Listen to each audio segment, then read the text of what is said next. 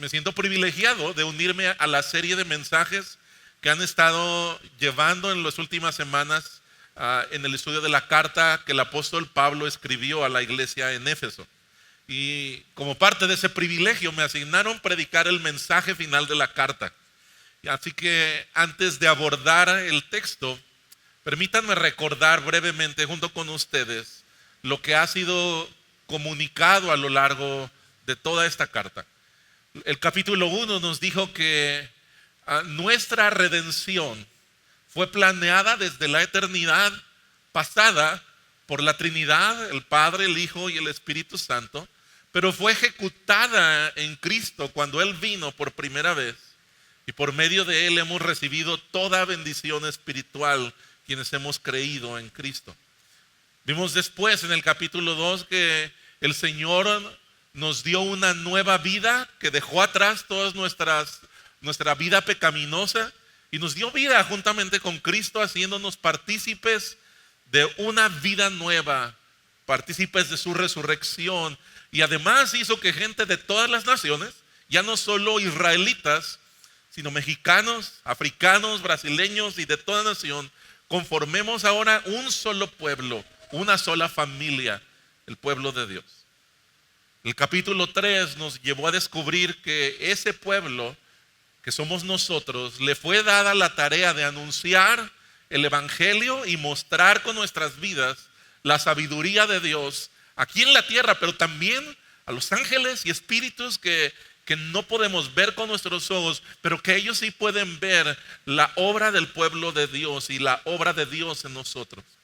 Luego, capítulo 4, 5 y 6, de los cuales ustedes ya vieron casi todo, nos han mostrado que esta redención, este poder que Dios nos ha dado como seguidores de Jesús, como parte de su pueblo, hace que vivamos de manera diferente. Nuestra vida ya no es la misma.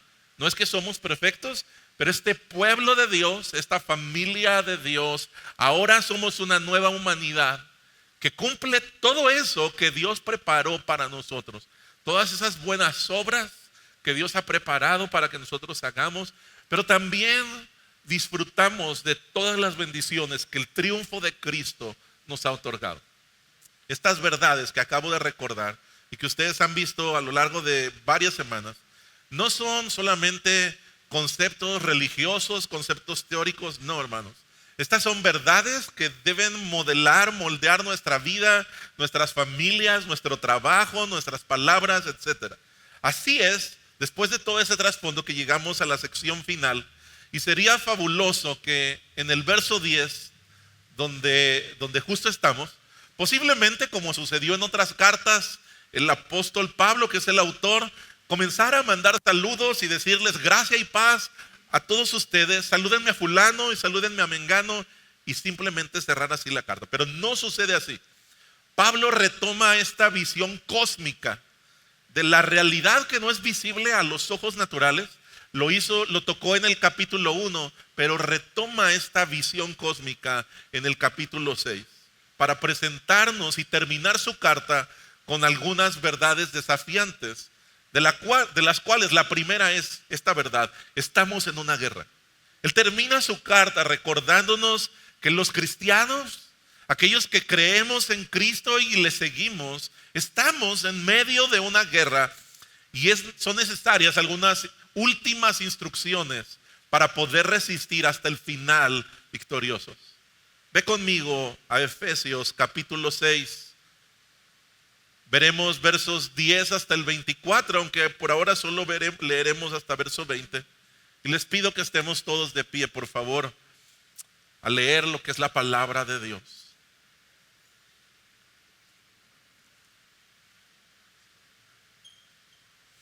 Por lo demás, fortalezcanse en el Señor y en el poder de su fuerza.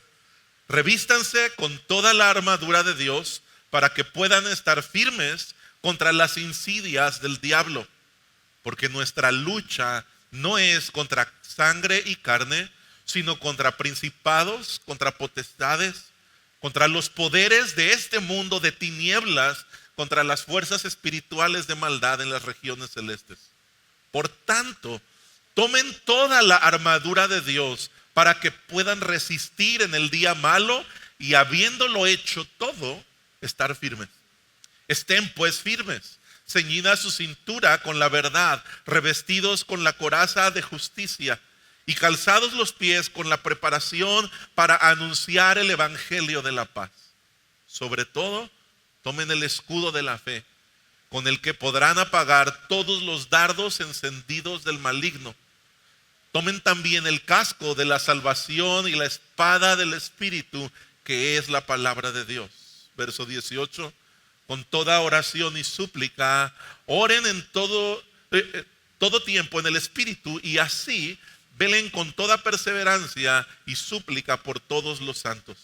Oren también por mí para que me sea dada palabra al abrir mi boca, a fin de dar a conocer sin temor el misterio del evangelio, por el cual soy embajador en cadenas, que al proclamarlo hable sin temor como debo hablar. Padre, rogamos que tu palabra alumbre nuestros corazones, ilumine nuestro entendimiento, pero haga arder nuestros corazones. Señor, para que esto no se quede como teoría, como el recuerdo de un mensaje más en el archivo de todo lo que hemos oído de ti, sino se pueda volver realidad, volver carne, y modele y transforme nuestra vida, pensamientos, palabras, acciones, y nos encamine, Señor, a permanecer firmes hasta el final en tus palabras y en tu voluntad. En el nombre de nuestro Señor y Salvador lo pedimos. Amén. Puedes tomar asiento.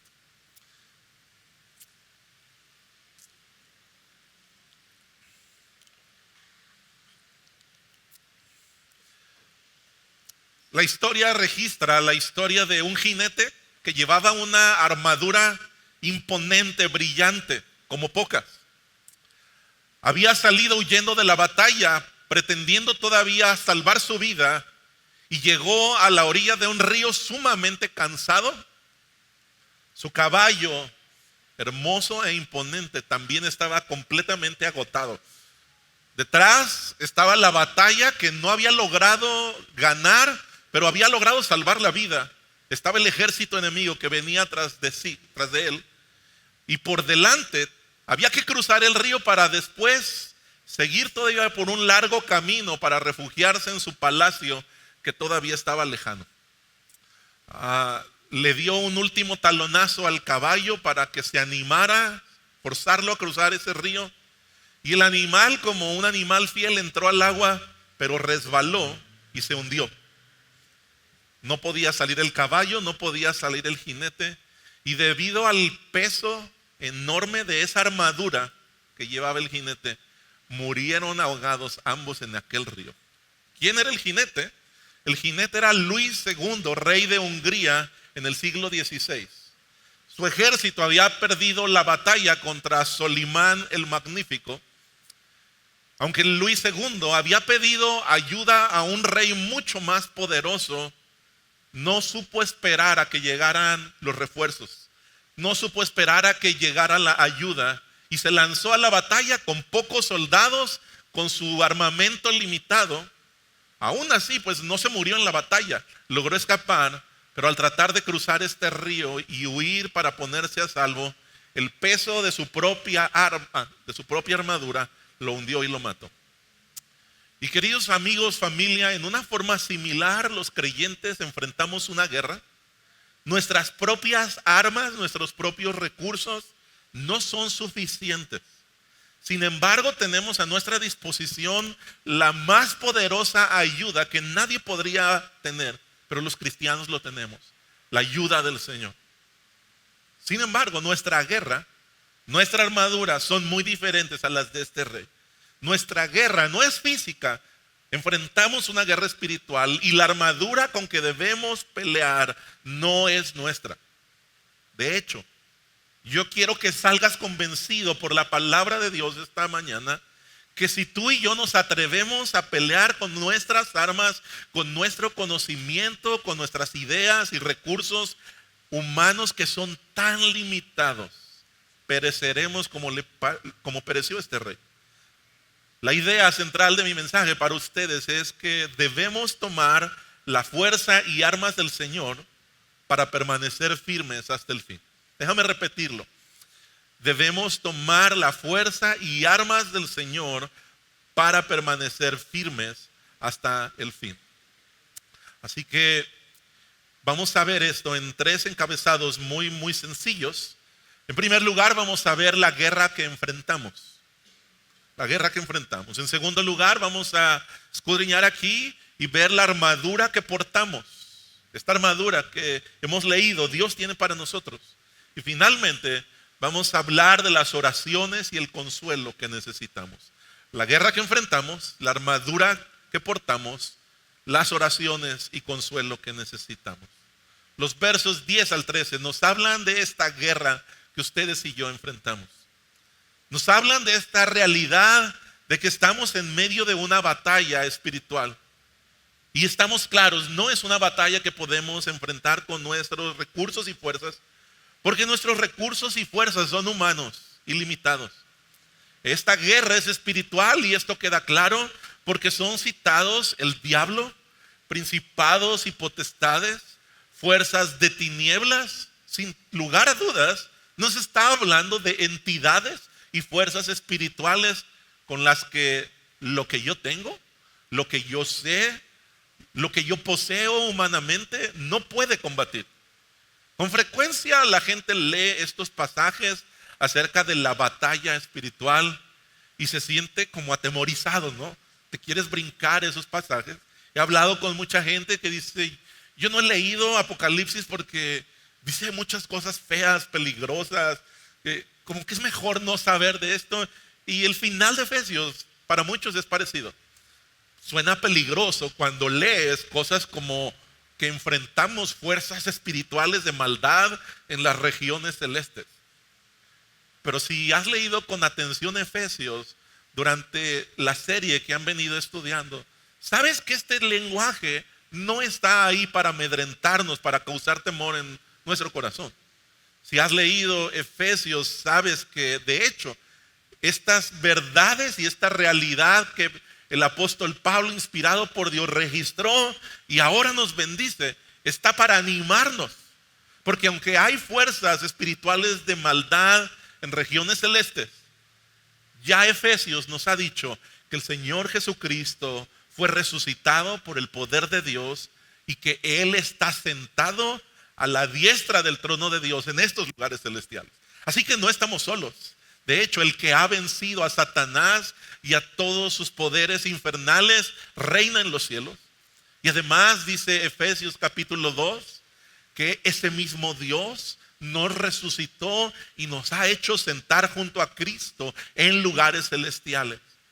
Como pueden ver, en Cristo, ustedes y yo hemos sido colocados en una posición de victoria. Y ahora nuestro deber es simplemente permanecer firmes, no para vencer, sino desde la victoria que ya Cristo ha ganado. Lo voy a repetir. No es que estamos permaneciendo, no que debemos permanecer para vencer, sino que debemos permanecer sobre la victoria que Cristo ya ha ganado. Aún así, mis hermanos, aunque esta guerra ya ha sido ganada por Jesús, nosotros no debemos asumir que podemos pelear con Satanás, ni tampoco subestimarlo. El mensaje de victoria no está ahí para que subestimemos a nuestro enemigo, sino para que sepamos cómo resistirlo con el poder de Dios. Como lo muestran varios mandatos que hallamos en esta primera sección. El primero de ellos es fortalezcanse en el Señor, verso 10. Tomen fuerza del Señor. Ahora quiero que notes desde ahora este lenguaje de en el Señor, que está presente por toda la carta y está presente también al finalizar. Es en Cristo y solamente en Cristo que ustedes y yo tenemos acceso a cualquier bendición, cualquier aspiración de plenitud en nuestro caminar cristiano. Y ahora, hablando de la batalla, toda la fuerza que necesitamos solamente están para nosotros en Cristo. No eres llamado para buscar en la fuerza interior.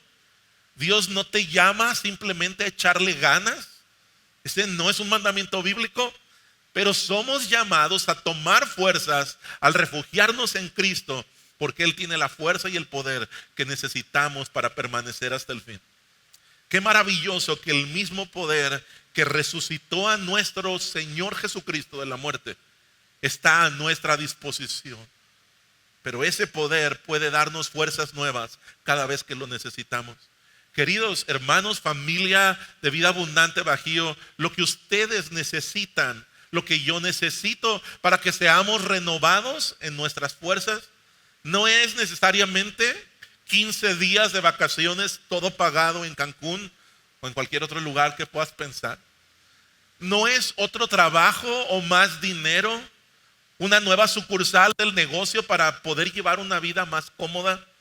Ahora, no estoy satanizando estas cosas. Si el Señor te bendice con ello, disfrútalo. Sabe que si lo tienes por medios legítimos, si no estás descuidando otras cosas, no te estás endeudando para ello, qué bueno que el Señor te bendiga con eso. Pero mucho antes y más importante que vacaciones o mayor comodidad o promoción en el trabajo o más dinero, antes que eso, tú y yo necesitamos venir a Cristo cada día, a su palabra, a sus pies, escuchar su voz para recibir de Él la fuerza que ustedes y yo necesitamos.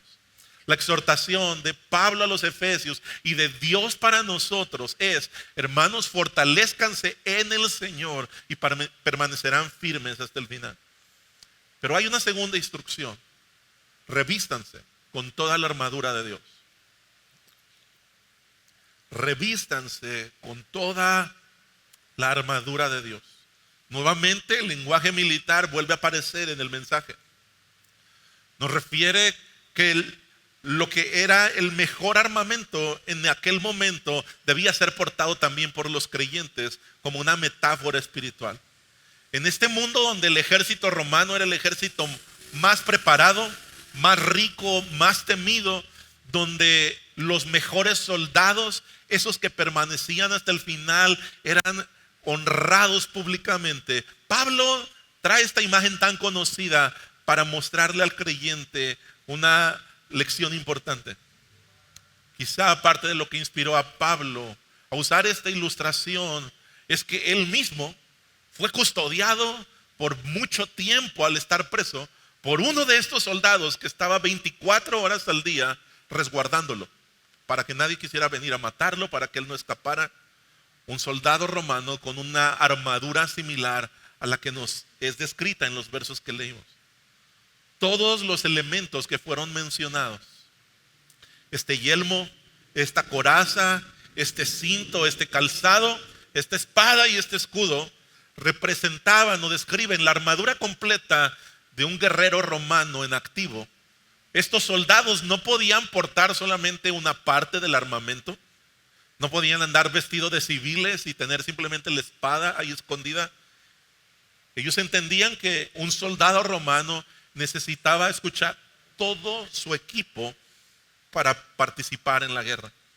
Y de la misma manera, el Señor te llama a ti, te llama a ti, te llama a ti, me llama a mí, a tomar todo el armamento de Dios para que podamos resistir firmes en esta batalla ante cualquier ataque del maligno.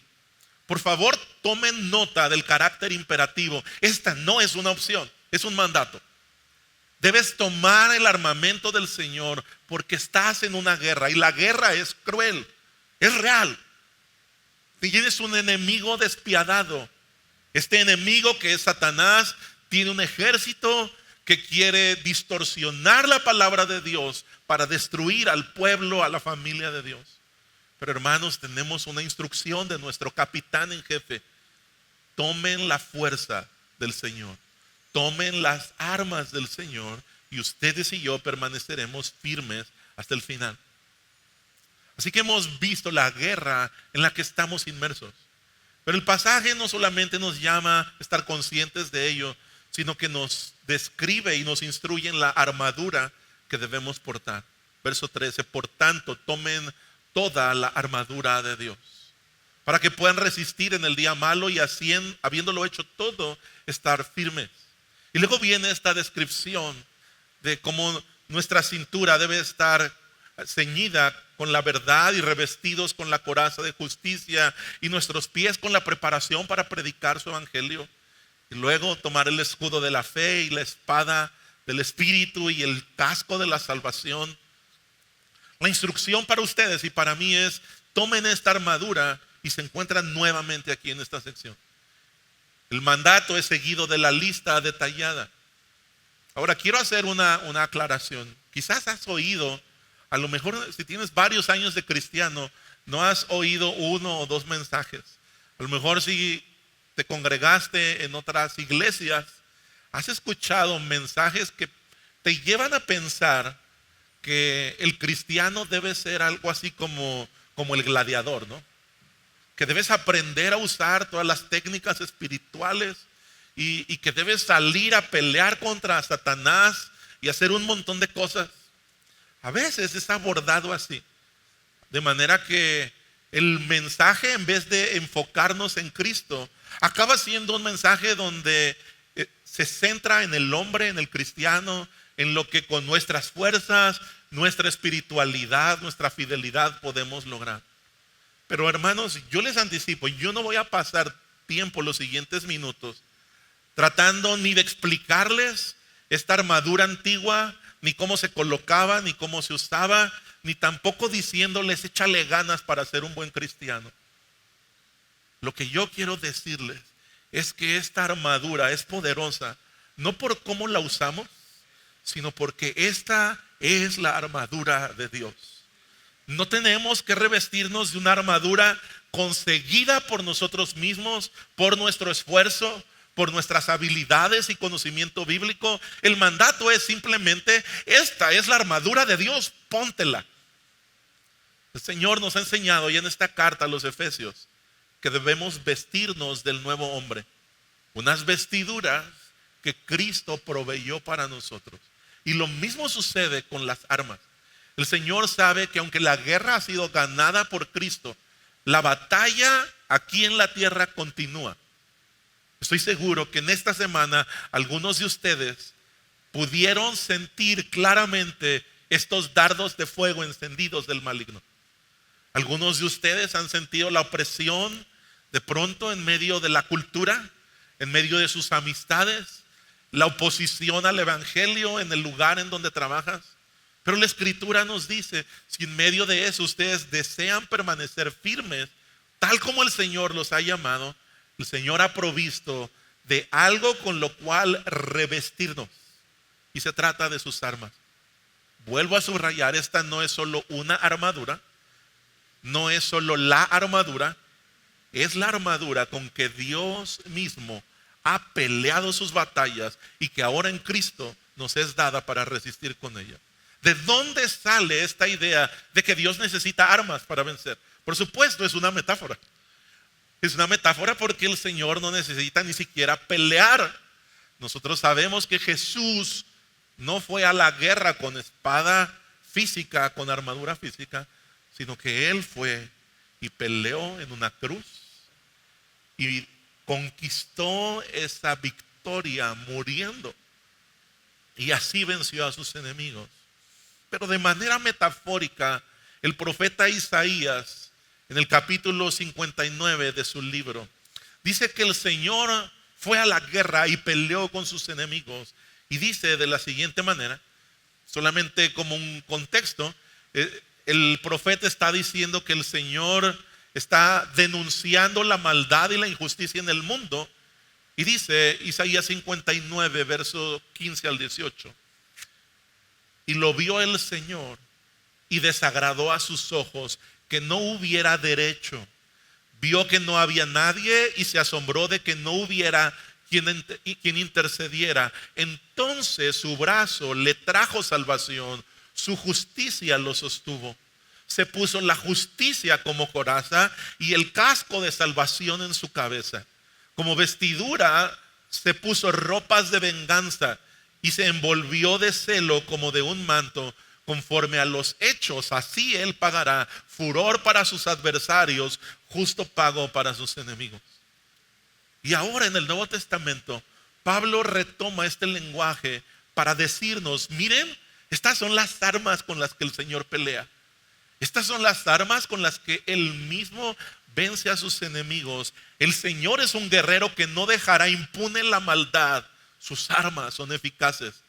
Y ahora ustedes se pueden vestir con ellas.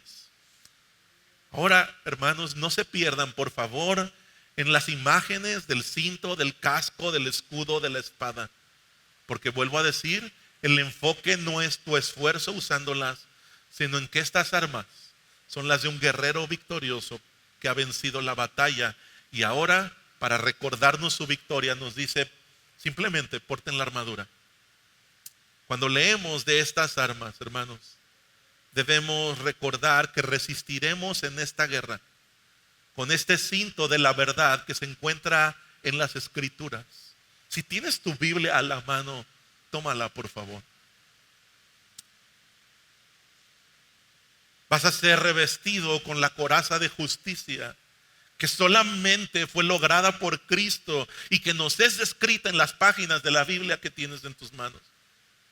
Si hemos de ir con la preparación para predicar el evangelio, no necesitarás otra cosa que conocer y amar y vivir el mensaje de esa Biblia que está en tus manos. Y espero su mensaje arde en tu corazón. Y si has de tomar el escudo de la fe, esa fe no podrá ser producida por ninguna otra cosa que la palabra de Dios, escuchada constantemente, al ser predicada fielmente, al ser leída fielmente, constantemente. Solo la fe que produce el oír la palabra de Dios apagará los dardos de fuego del maligno. Y dice que tomemos el casco de la salvación y la espada del Espíritu, que es la palabra de Dios. De manera que esta armadura es completamente cristocéntrica, pero también es bibliocéntrica. Nos está apuntando a una persona que ha ganado con ella y nos está recordando que el poder de esto está en las Escrituras, mis hermanos. Ustedes y yo resistiremos en esta guerra con estas armas que nos han sido dadas, porque el Señor ha usado esta armadura y ha peleado con ella. Esta es la armadura de Dios. Está completa, es eficaz, no por nosotros, sino por Él. Hermanos, ustedes no han sido llamados a defenderse con sus propias fuerzas, con sus propios recursos. De manera que cuando tengas una crisis, cuando tengas un problema legal, cuando la seguridad de tu familia se vea amenazada, mis hermanos, no piensen a quién conozco. No pienses cómo debo reprender yo al diablo. No pienses voy a ir a tal evento para ver si tal profeta me pone el manto de su unción y me protege. No, mis hermanos, no necesitamos ninguna de esas cosas. Lo que necesitamos es recordar que Cristo ha provisto para nosotros una armadura eficaz. Su palabra tiene todas estas armas para nosotros y son suficientes y eficaces. Yo quiero que tú recuerdes las veces en que has decidido acudir a tus recursos antes que a los recursos del Señor. Piensa en todas esas veces que pensaste con tu sabiduría, en vez de abrir la Escritura, doblar tus rodillas y pedirle al Señor, muéstrame por tu palabra qué debo hacer, Señor. Piensa las veces que corriste a tu compadre que es influyente en la política, a tu amigo que tiene dinero.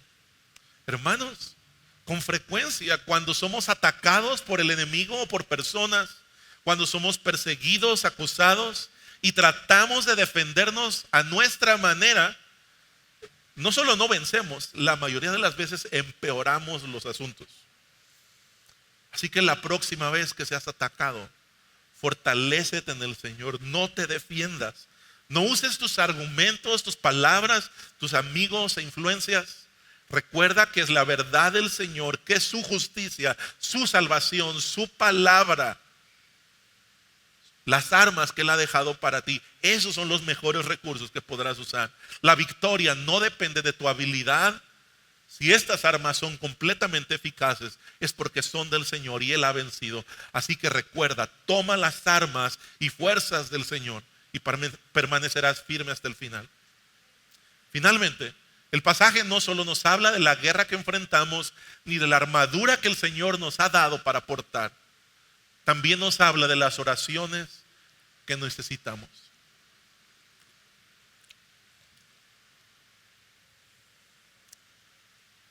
Saber que tenemos un arma tan poderosa podría hacerte pensar a ti o a mí que el poder radica en nosotros. Que bueno, Dios es la armadura del Señor, nos la dio. Seguramente somos muy importantes. Seguramente el cristiano es una especie de superhéroe, de superhombre o de supermujer que flota por encima de los aires y mira hacia abajo a todos los que no son creyentes. De hecho, eso es algo que le ha pasado a muchos cristianos, a muchos que comenzaron sirviendo al Señor y han perdido el piso. Acaban perdiendo la cordura, la humildad y a veces hasta el ministerio y las bendiciones que Dios les dio. Justo después de mostrarnos esta armadura perfecta que Dios nos ha dado, el pasaje da un giro bastante contraintuitivo, recordándonos que el poder para permanecer firmes en esta guerra no está de ninguna manera en nosotros. Versos 18, con toda oración y súplica, oren en todo tiempo en el Espíritu, y así velen con toda perseverancia y súplica por todos los santos, es decir, unos por otros. Verso 19 comienza diciendo el apóstol Pablo, y oren también por mí. Este hombre, un capitán de la iglesia de Cristo en aquel tiempo llamado Pablo, él ha sido fortalecido por el Señor, ha enfrentado un montón de batallas, ha ido a muchas ciudades, a muchas naciones. Para el momento en que está escribiendo esto, él ha sido apedreado, encarcelado, ha naufragado predicando el evangelio. Entre las armas que Dios le dio, el Señor le equipó para orar por enfermos, ha orado por muertos y resucitaron con el poder que él levantó a Cristo de la tumba. Pablo cuenta que Cristo en persona, resucitado, se le apareció a él. Pero a pesar de todas estas credenciales que Pablo tiene, él todavía necesita doblar sus rodillas en dependencia del Señor y recordarle a estos hermanos: ustedes necesitan, aunque tienen esta armadura, necesitan orar al Señor todo tiempo. Necesitan orar unos por otros. Y por cierto, no se olviden de orar también por mí. Este es Pablo, que ha orado por esta iglesia en varias ocasiones durante la carta. Pero él no asume el papel del superapóstol, del gran hombre de Dios. Por el contrario, él se describe con mucha sencillez como un embajador en cadenas. Un soldado que sí ha sido fortalecido, pero que todavía está sufriendo en la guerra. Él mismo está preso por llevar bien puesta la armadura, por tener el calzado de predicar el evangelio, y necesita las oraciones de sus hermanos. Pablo no asume que tiene algo que otros no tienen, no se asume como alguien autosuficiente. Por el contrario, hace una petición: oren con toda oración y súplica en todo tiempo por todos los creyentes, y no se olviden, por favor, de orar por mí. Hermanos, necesitamos las oraciones. Recuerden que es de rodillas donde se ganan las batallas, y que nadie permanece de pie a menos que sepa doblar sus rodillas constantemente en dependencia del Señor, y también con la ayuda de otros creyentes. La oración es el lugar donde la fortaleza que el Señor ya nos ha descrito aquí nos es impartida a ustedes y a mí. Es en oración donde ustedes y yo se nos es ajustada esa armadura gloriosa de nuestro Señor Jesucristo. Familia de Vida Abundante, perecerán si confían en sus fuerzas, perecerán si pelean en su sabiduría, perecerán si dependen de sus recursos y si se olvidan de las oraciones que deben hacer al Señor y unos por otros. Es en oración donde conseguirás la fortaleza y el poder que Dios tiene para ti y para otros. Así que, hermanos, escuchen bien: cuando crean que han alcanzado la más grande victoria, oren. Cuando se sientan irrecuperablemente derrotados, oren. Cuando veas que tu fe movió montañas y milagros del Señor sucedieron, ¿qué crees que debes hacer? Ora. Y cuando tu fe desfallezca, como un pabilo que se está apagando, ve sobre tus rodillas y clama al Señor. Cuando estés rodeado del amor y cariño de la gente y las personas parezcan recibir el mensaje del evangelio que tú has llevado, ora. Y cuando te encuentres solo, rechazado, odiado, perseguido por causa del evangelio, ora. Cuando pienses que tienes toda la vida por delante, ora. Y si parece que tu muerte es inminente, clama al Señor. Porque si hay algo que Dios nunca va a reclamarte, es haber orado demasiado. Jamás. Así que, queridos hermanos, iglesia, oren por ustedes, oren por otros, oren mutuamente, oren por sus pastores y la gente que sirve y sostiene con la ayuda del Señor esta obra y está velando por sus almas. Y en oración tomen la fuerza y las armas del Señor y permanecerán firmes hasta el final. Los últimos versos con los que esta carta cierra completan la idea de cómo somos usados, no solo al orar por otros, sino al ser instrumento de consuelo a través de nuestras oraciones. Verso 21 al 24. Pero a fin de que también ustedes sepan mi situación y lo que hago, todo se lo hará saber Tíquico, amado hermano y fiel ministro en el Señor, a quien he enviado a ustedes precisamente para esto, para que sepan de nosotros y para que consuele sus corazones. Paz sea a los hermanos y amor con fe de parte de Dios el Padre y del Señor Jesucristo. La gracia sea con todos los que aman a nuestro Señor Jesucristo con amor incorruptible. Tíquico, un creyente de las iglesias de Asia, había estado con Pablo durante este tiempo en la cárcel. Y su vida había sido un instrumento de consuelo para Pablo. Pero ahora Pablo, todavía preso, envía a Tíquico a llevar esta carta a Éfeso para que tengan noticias de que él está bien y entregue esta carta llena de instrucciones pastorales para que los hermanos fueran consolados. De manera que el pasaje termina mostrándonos que Dios provee las oraciones, pero también el consuelo que necesitamos como bálsamo en medio de esta batalla para resistir hasta el final, y lo hace por medio de otros hermanos. Dios nos consuela a veces por medio de un hermano que está en otra prueba, como Pablo, que está encarcelado, o de un creyente que no es muy famoso como Tíquico, pero que es fiel al Señor. Hermanos, un día todos estos creyentes, y espero por la gracia de ustedes, del Señor, que también ustedes y yo estaremos delante del trono de Dios. Toda la batalla habrá quedado atrás. Toda estará en el pasado. Las luchas que hoy no te dejan dormir serán como un recuerdo muy lejano en el cielo, ante la gloria de nuestro Señor, el cual veremos. Pero mientras ese día llega, tomen la fuerza y las armas del Señor. Tomen el privilegio de recibir las oraciones al Señor que otros hacen y con las cuales somos consolados. Y al mismo tiempo oren y consuelen a otros. Y estas cosas nos harán permanecer firmes en el Señor hasta el final. Que el Señor bendiga su palabra y nos permita que se haga vida en nuestro diario vivir. Amén. Señor, damos gracias por tu palabra. Permítenos que estas instrucciones de tomar tus fuerzas y tus armas, Señor, recordando que tú has triunfado ya, pero que aunque somos victoriosos en Cristo, mientras la batalla continúa, resistimos en ti, Señor, y que nos has provisto de una familia por la cual orar y a la cual consolar, pero también una familia que ora por nosotros y provee tu consuelo en una forma humilde, amorosa y maravillosa.